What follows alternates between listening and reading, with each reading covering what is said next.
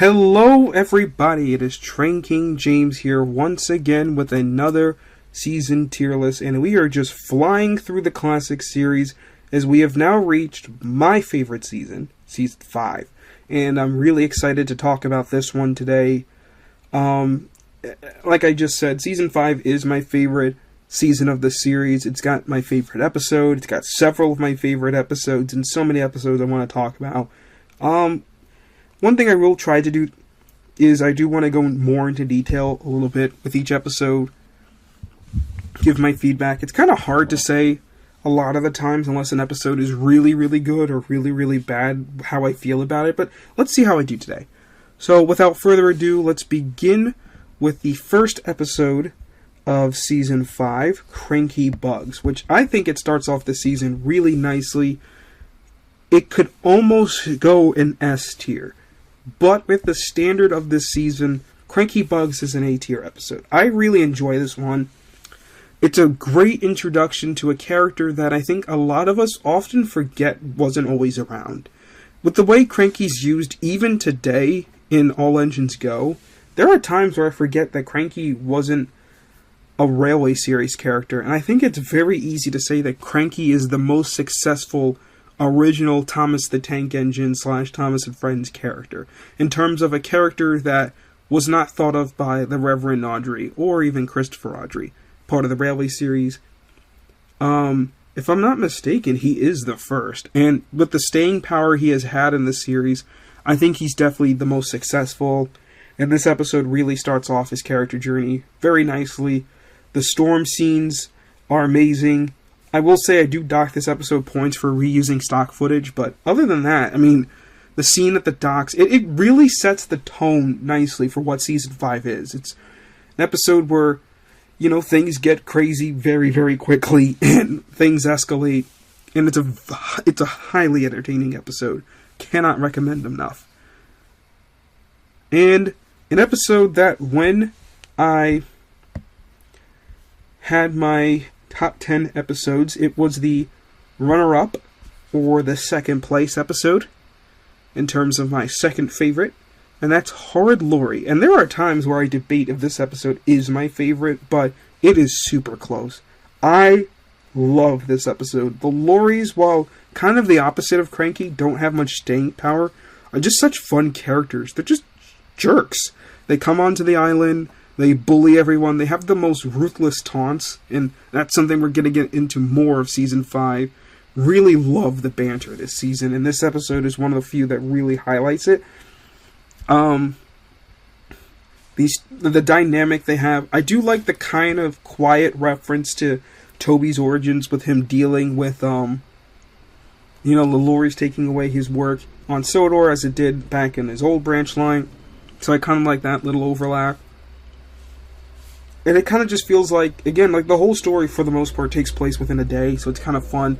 The ways that the lorries fail is just hilarious, and I love watching the various crashes and scrapes they get into. Like, a lorry drives off a cliff, crashes and flips, the driver's thrown clear, has some, like, Hanna-Barbera-sized bump on his head, it just mutters rotten roads. I mean, this is when you knew the season was different. This was no longer like, luckily nobody was hurt. I mean, that happens a few times in this season, but there's casualties in this season, and we see it there. And again, just a crazy episode, fun episode, and not much else to say. Speaking of casualties, better view for Gordon. I mean, it is so close. I am going to put this in S tier. An amazing episode for Gordon. Right off the bat, one of my favorite bits of banter slash dialogue in the series. You have Gordon, Percy, and James just kind of going back and forth. Just such great dialogue there. And again, it is rather interesting how the events escalate in this episode. Gordon has a crash with the Fat Controller on board. Flies straight through a station wall, suspended in the air. And then the next time we see his crew and the Fat Controller, I think the Fat Controller had a black eye and one of his driver's arms in a cast. Like, this season did not play around, and this was another episode to show it. Again, it's, I believe, the first time on screen we actually see Gordon have an accident, if I'm not mistaken. Like, okay, it's not the first time, because he comes off the rails and you know, off the rails, but, you know, but I don't know, it's just such a different style of crash. Like, this one involves a station, not something you frequently see in accidents. Like, we've seen houses, we've seen barbershops, now it's a station. People's lives are in danger this season, and they did not play. Lady Hatt's birthday party, I'm going to put into A tier, because this episode, I don't know, it's an episode that's really grown on me. It's one as a kid I didn't like, because it's like, oh, focused on the human characters, but now that I'm older, I really like this episode, because it focuses, ironically, on the human characters, and it's something that we really haven't had to this point. Like, the closest I can think of is like Toby and the Stout Gentleman, or A Scarf for Percy, where the Fat Controller's more involved with the plot, but he's not like the driving force of it.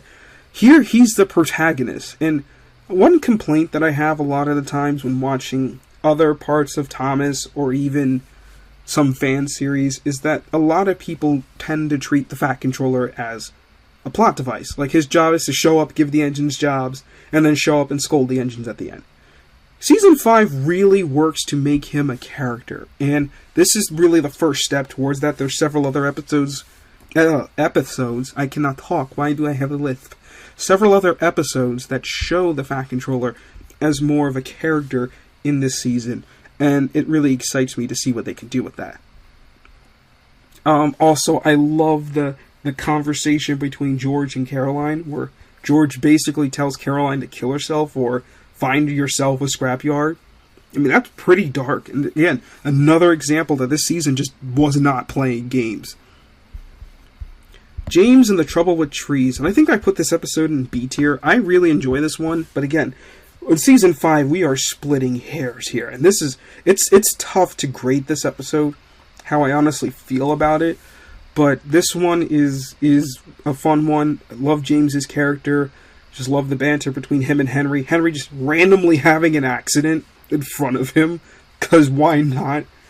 This tree just sliding into the track, almost crushing James, and I don't know, again, a fun episode. I love the trucks here. You know, the quote at the dogs, "Your color's nice, James. Pity about your face, though." Like, again, just a ruthless season. And I love the storm backgrounds. Like, this season is where they really, this season and the last one, they really perfect weather.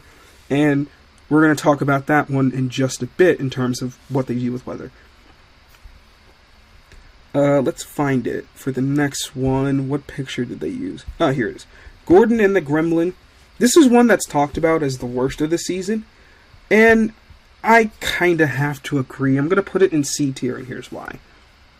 It's not a bad episode, but this is truly stuff happens story, where, and it's kind of weirdly structured, where a lot of things just kind of happen, and it doesn't really tie into anything. For example, the episode starts where Gordon has problems with his fire, and they think it's gremlins. And then Gordon, you know, his coach is stuck on the turntable. And then afterwards, Thomas is held up by a cow. And then Gordon rows too fast, and he splashes the bathwater around on the visitor. And then the dog gets scared, and he runs into an anatomically correct bull. Yes, an anatomically correct bull is in Thomas the Tank Engine. And if you want to know what I mean, watch the episode and just wait for the bull scene. And it's there in broad daylight. Don't know why they had to make him anatomically correct, but we would have believed you if you just told us it was a bull. We'll just put it that way. But anyway, yeah. This episode just weirdly kind of forgets the Gremlins thing and then brings it up at the end for like a weak joke.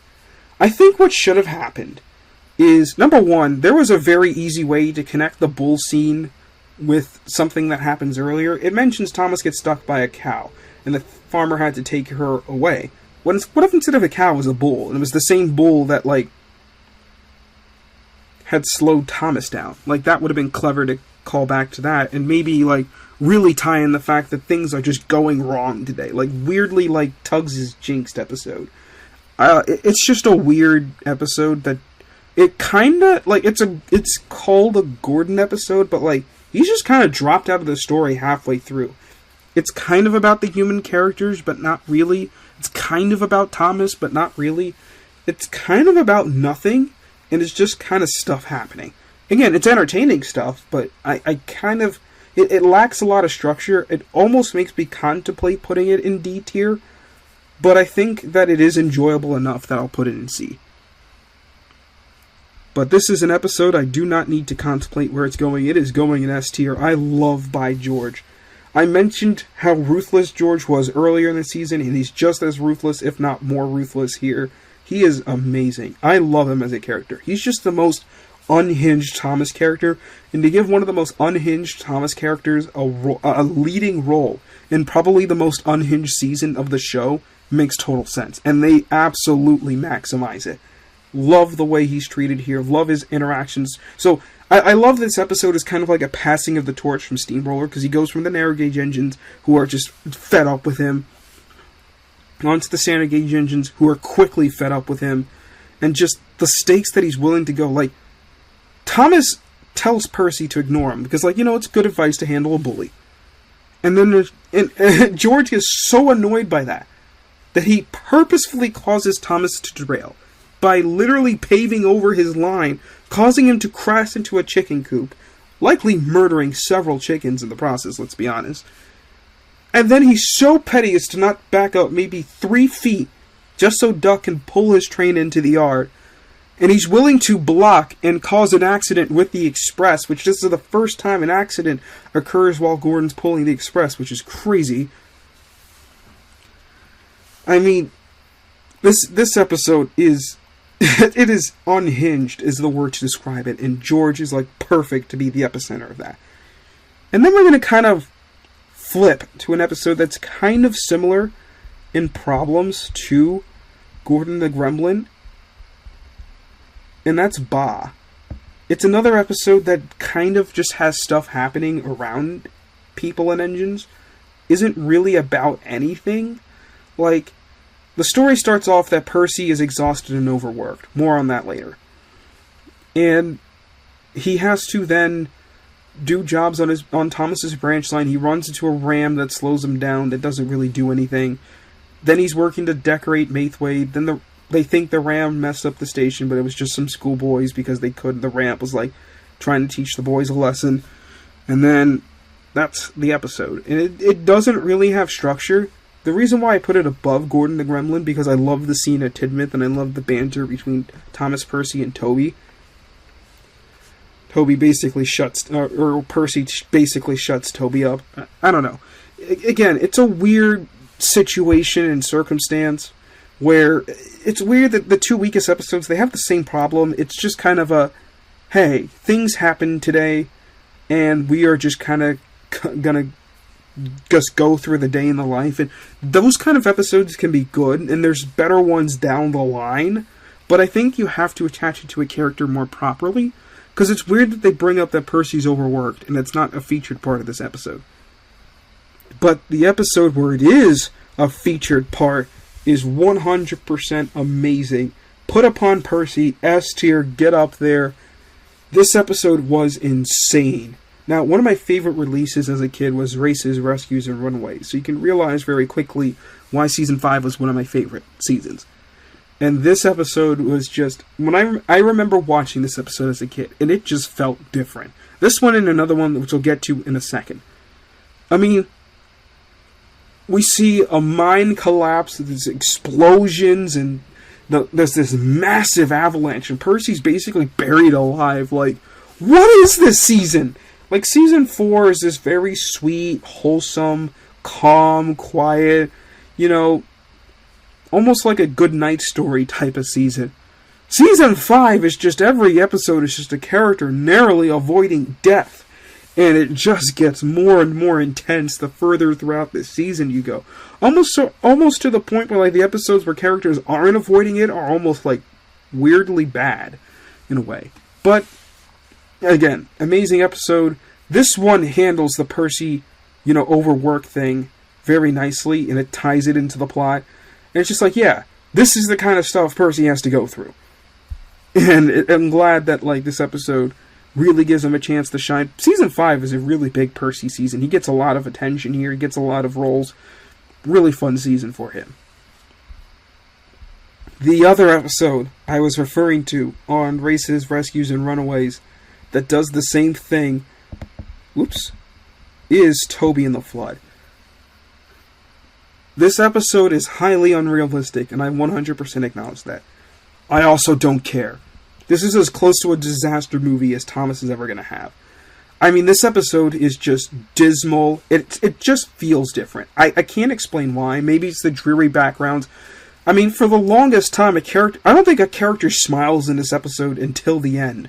Everyone's upset and sad. The music's dreary, it's pouring rain, and there's just so much tension, and it's so serious, and the music is great. Even Toby's driver. I always remember Toby's driver. I just remember how serious he is in this episode.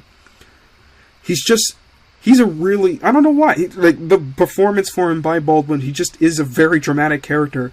For having only a few lines, he's just really entertaining. If we go over that waterfall, we're doomed. Like, stuff like that. Like, what is this? This is not Thomas and Friends. This is insane. This is amazing. This is borderline cinema at this point. This episode is amazingly shot and beautiful. And I also want to take the time to bring up the Season 5 rushes. God, that just makes me love this season even more. Like, we can see the process of how this season came together. That's what makes it so much more special. Alright, enough of the praise in Season 5 and love and gushing, but we have to keep moving because we have to talk about Haunted Henry, which is a very high-ranking A-tier episode if it ever let me put it down. Yeah, it's not letting me rank it ahead of Cranky Book. There we go. Love this episode. Season 5 just does spooky right. It just knows how to handle the supernatural, spooky, scary elements, and it just handles it beautifully. I mean, this episode is haunting. It's scary and creepy. It feels like a horror movie. I generally wonder if the crew watched horror movies for inspiration for some of these episodes, because I just get chills. This one, I think this is my favorite Halloween episode, personally, between the of the ones of the show, but this one definitely just, I don't know, it's just one I've really connected with. Double Teething Troubles is an episode I really enjoy. I'm going to put it in A tier. Really, really strong episode. Again, but you're splitting hairs here in terms of, like, the dynamics. I love the Bill and Ben voice that Baldwin gives them. Derek, Derek I was always so interested in as a character, and they just never did anything with him afterwards. It's kind of a shame. Like, one thing about Season 5, it does kind of start the trope of introducing a bunch of characters and then doing really nothing with them. It's a shame, because you got one of the strongest characters of the franchise here, and then you have a bunch of the weakest, and it's a shame. But I really like this episode. Obviously, it's the last appearance for Boko, but overall, a very strong episode. Fun, enjoyable. I just like I get it. It kind of feeds off of the same energy as, like, the Diesel, where you have you have the twins confusing teething troubles with a toothache. Well, Percy too, but still, it's fun. Stepney gets lost. So yeah, let's try to kill one of the engines. Like, actually try to kill one of them. Let's just do that. We're gonna have an episode where we literally try to kill a character. We try to kill someone off. And that Stepney gets lost. And this episode is freaky because, again, it kind of has that horror movie feeling. Where it doesn't start off as a scary episode and then it changes. Where even the beginning, when everything's calm and quiet, and Season 5 does this another time in another episode. We'll get to that one very shortly. But it has this calm quiet, and then it contrasts with, like, the eeriness and creepiness. And there's a moment of time where you're like, are they going to kill Stepney off? And then they save him. It's like, thank goodness. But, like, again, this episode made me tense as a kid. There weren't many episodes that scared me. This one I wouldn't use the word scare, but it definitely made me tense. Toby's Discovery is the other episode I was thinking of in terms of the structure of having a really calm and quiet beginning and then very quickly transitioning into an eerie episode. I do think it's a bit weaker. because the episode kind of changes tone halfway through, a little bit more jarring, but still is a fun story. I love the adventuring. Again, we get to see the Fat Controller out of his office as a character, as a protagonist in this episode. I mean, Bertram's whatever. He's just kind of there.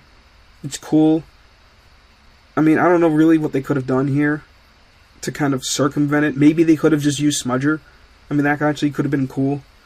I mean, I guess they couldn't have because they had Rheneas' model, but I mean, you did it once, you can repaint him again. It wouldn't be the biggest deal. But I guess that's like one idea. This is one of my favorite episodes in terms of tension in the show, and it's Something in the Air. I think this one ranked top 5 for me, maybe even 4. But Something in the Air, the scene when Henry leaves the docks and the music kicks in, it just is pure chills. And, you know, at the recent meetup over the summer with friends, we got into a very heated discussion how people feel about this, and I was very much arguing for this episode, because this episode is amazing with tension. You know what's going to happen, Henry, and the music just keeps pounding and pounding with suspense. You have the eerie fog, and it's just, there's a point where like Henry disappears in like a cloud of steam and smoke, and it's like this eerie feeling like, oh, there he goes, he's gone, he's never coming back. And, you know, he just crashes into the water, spits it out, which is an amazing thing. Even so, the bits with Thomas, like, I love the part where Henry is like getting after Thomas. And there's a brief moment where it cuts back to Thomas, and he, like, looks at the camera like, can you believe this guy? With the most, like, annoyed expression. Again, Thomas puts up with a lot in this episode, but Henry's the star, and it's an amazing episode between the two of them. Something we really haven't had too many of. Thomas and Henry stories. So, that's honestly really nice. And, of course, we gotta talk about my favorite.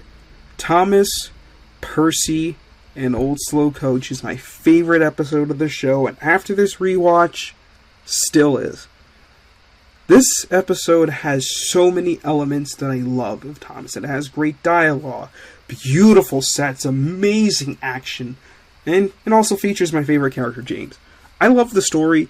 It's Thomas and Percy rescuing an old coach from scrap. I love how they have an A story and a B story. It's kind of hard to do in these short episodes, but there is an A story and a B story. There's the A story of Thomas and Percy, you know, picking up trying to save this old coach, and also the B story of a lot of fires happening on Sodor because it's getting warmer.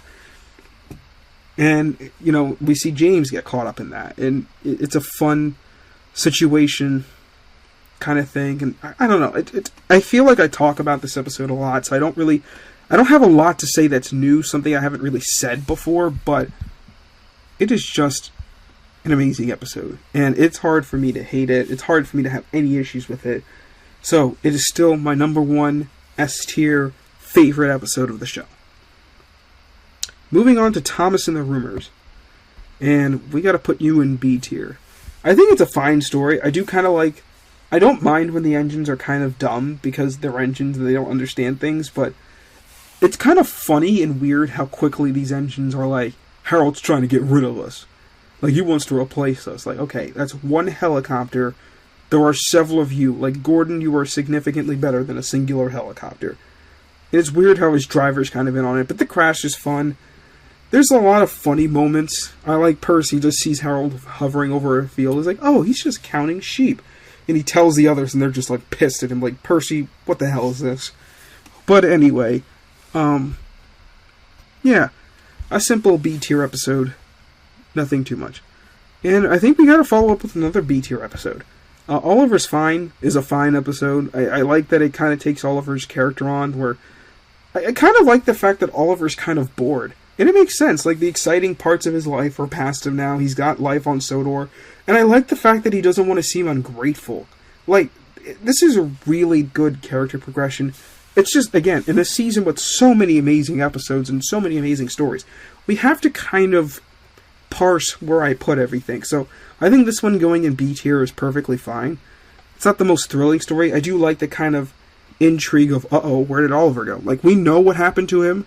I think this episode would be up a tier higher if there was a point where Oliver, like, just disappeared and we have no idea what happened, and then we saw what happened in the flashback. So, I do like that. Happy Ever After, I believe, is next. Yes, Happy Ever After is next, and another B tier episode. I do enjoy this one. I like the idea of Percy going after, the good luck package for Mrs. Kindly. I've always found it kind of funny that, Mrs. Kindly saved Thomas from an accident once, and now, the entire railway is, beholden to her. I find that kind of interesting. So, it's a nice episode. Again, we get to see, kind of build upon what was said in Season 1. Oh, Percy, you're my friend, too. And now we see that, Percy gets to help her out. The kiss is weird, because, kissing a train is weird, but it is very sweet how they handle it. It's funny. It was nice to see old Slow Coach again kind of build upon continuity. Yeah, one thing about this season, I have not mentioned it to this point, there is a fair bit of good continuity here. We start off with Cranky at the docks, and then he's there in pretty much every other appearance. The big thing is in this season is that, this is the first season where we don't have the Railway series to give us a guide to follow a timeline. They are basically developing their own, and it kind of naturally builds upon itself. And for the most part, I think the episodes work in the order, or at least the order I watched. There's maybe a couple I would tweak here and there, but I do like the overall kind of having a continuity in Season 5. Then we have Sir Topham Hatt's Holiday, and this is another one that's about the Fat Controller. It's a very fun episode. I would put it probably higher up in B tier.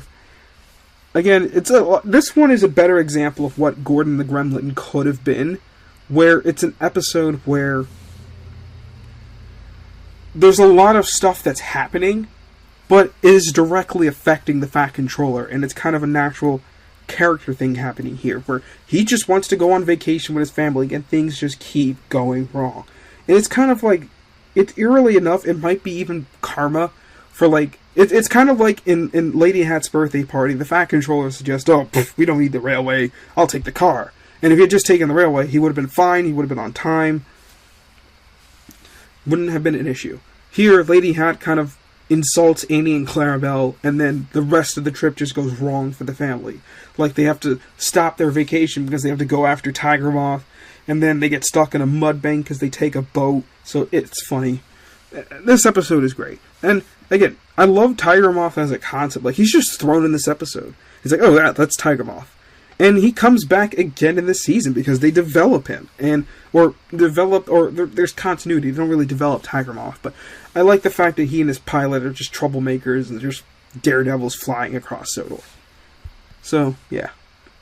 A big surprise for Percy is an episode that has actually grown on me over the years. I love the trucks taunting in this episode. But overall, definitely a A tier episode, I think. Lower A tier. I could almost put it in B tier, but I think lower A tier is good. I love, honestly, the badass moment of the Fat Controller turning to the camera being like, well, we'll just have to stop them, won't we? I could just imagine, grabbing his hat and just driving off with, epic music in the background.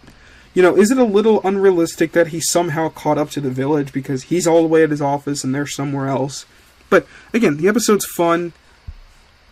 I just like kind of the idea that Percy's just exhausted. I will say, I do wish this episode came before Put Upon Percy, because we see the coal mines, and this could have been the introduction to the coal mines, and maybe that's the intention of this episode, to introduce it. And if Percy gets introduced to that there, and then the climax of Percy working there is the collapse, which for sure would have done, it may not have closed it, but it definitely would have shut things down. So that's just an interesting thought that crossed my mind. Make someone happy. If you guys watch my channel, I actually did a Christmas version of this episode a few years ago. I really enjoy this one. I love how it develops James here. It's interesting because my favorite characters, two lead roles, are kind of in the B tier of this season. I'm going to put it here. Again, it's kind of a stuff happens story, but it is better connected. I think it could be a little bit tighter, but again, James is complaining at the beginning because he's overworked. Everyone else tells him to shove. It's one of the few times where James's complaining is kind of brought to a head, where where Thomas is like, you know what, James, why don't you complain about something, or why don't you talk about something about someone else? I don't remember the line, but you get my meaning. he finally calls James out on it. It's something that no one really has done. There's times where people have told James to shut it, but like this is the first time where like they're finally like, James, just quit complaining and care about someone else for once. And obviously that doesn't happen, but I do really appreciate this episode. I love the fair. Again, taking care of Mrs. Kindly. And another episode that has an A plot and a B plot. There's like the A plot of Mrs. Kindly and trying to make her feel better. There is the B plot of this fair happening and the stuff that goes on with that. We see Tiger Moth again. We get Percy and Oliver together, which is kind of a nice dynamic. We don't really see that in the show, and I really like that. Our last standard gauge episode of the season is Busy Going Backwards, and this goes in S tier. This episode is crazy, and it gives Toad a lead role, which is something we really haven't seen. I mean, Toad Stands By is an episode in Season 4, and he's technically the lead, but I wouldn't really call him the lead personally. I think it's kind of half him, half Oliver, but here he is 100% the lead. And it's got great continuity because the sets that it uses, the sets travel in order because you go from the Hill to Wellsworth to Crosby and then they crash. And that's correct in the order there, so really nice job following that. That's something that's more of a problem later on, but something to point out about it. I just love how crazy this episode gets. I mean, the amount of accidents that are narrowly avoided, just the way that things play out. I don't know, it's just a fun episode. Moving on to Duncan Gets Spooked, which I think, if I don't put this in S tier, people are going to riot. I mean, it's so tough, because I did say Haunted Henry is my favorite Halloween episode, but this episode is so atmospherically beautiful. And we see a character die on screen in a kid's show. Like, it's not even like, oh, he fell, and then they don't explain what happened. No, they blatantly say that engine became a ghost, which means that engine perished. And Duncan jokes about it. Like, when the trucks crash, they have to fetch them out, and Duncan suggests, after Peter Sam loses his trucks, that they'll come back to spook him. That Peter Sam killed those trucks. It's the first time that like trucks are damaged or killed, where it's acknowledged like, yeah, these trucks are dead, and they're gonna spook you now. That's kind of messed up. I think I have to put it in S tier. I mean, I don't know. I really love Haunted Henry. It is so tough, but this episode is amazing. It's splitting hairs, man. Okay, moving on. Rusty and the Bowler is a very interesting episode. I'm going to put it in A tier. It's super close. Oh, man. Putting it in A tier. Whew. I might do something at the end of this tier list, because I'm debating something, but I'm going to put it temporarily at the end of A tier. I think this episode is great action, great suspense. I kind of love the mystical elements of Boulder. Is it alive? Is it not? Is it intentionally trying to hunt the engines down? Is it just by circumstance? Because there's a lot of things that happen in this episode that's not explained. I also really like the score for this episode. It's very minimalistic. Like, it's an episode that doesn't have like a huge thumping score. It's usually just a lot of impact notes, just repeatedly. It's like dun, dun, dun, dun, dun, dun, like just throughout the whole episode. And it's kind of interesting that it doesn't really give it a more crazy score, but it kind of works. It kind of helps really make it feel real. Like, no, this is actually happening. Like, these engines are being terrorized. And then we have Snow, which I'm going to put in B tier. I really do enjoy this one. This was, I think, the first narrow gauge episode I saw as a kid. And I thought that, like, Skarloey and the other characters were, like, made up. That's just a fun tidbit about this episode. But I really like this one. I like the beginning where Percy's in the drift and Thomas is just so fed up with everything that he just can't even care about that.